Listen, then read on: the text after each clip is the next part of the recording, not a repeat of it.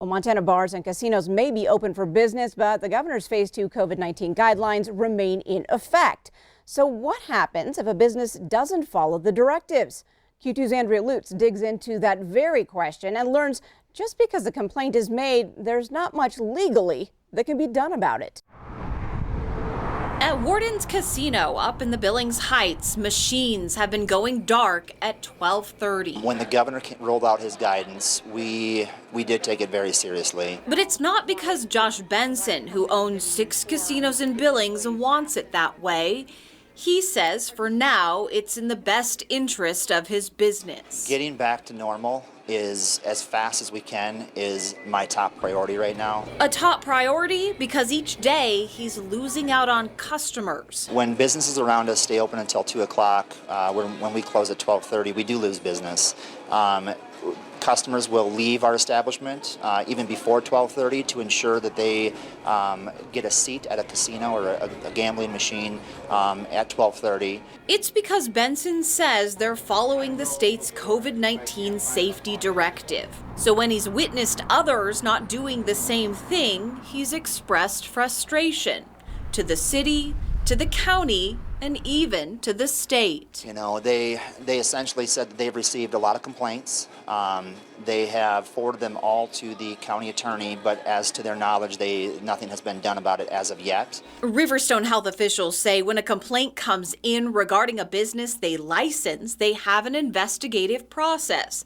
On the first complaint, health officials call and ask for compliance. On the second, the establishment is visited and asked to sign an agreement to comply. But by the third complaint, it's handed over to the county attorney's office. You know, nothing's ever going to be 100% perfect, and there are always exceptions, there are always situations that come up, but I think for the most part, bars and restaurants have really excelled at trying to adhere to these requirements of doing everything they can because they want to keep their patrons safe too. In-house counsel for Yellowstone County, Gina Lervik, takes it from there. Almost all of the complaints have been ones that we've been able to resolve by talking with folks, and really that's what the governor's orders had contemplated, which helps it out a lot. The governor's directive doesn't allow a complaint to actually result in the citation.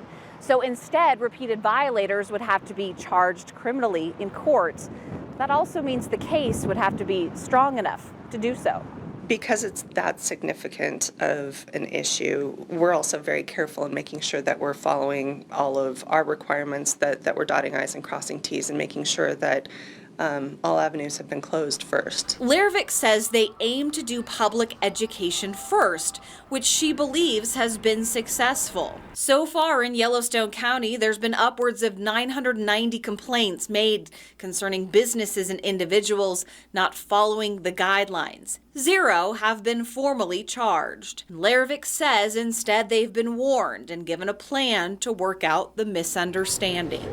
But that's exactly what Benson says has him frustrated with the process. You know, ultimately there's been a spike in Yellowstone County's COVID numbers, and I believe the health officer even related some of that surge to a couple of bars in town. Again, his worry? The guidelines are in place with little to no enforcement of them. If we're going to continue losing money and not being able to employ our staff, we may be forced to stay open until 2 o'clock if the county or the local police department chooses not to enforce the governor's guidelines.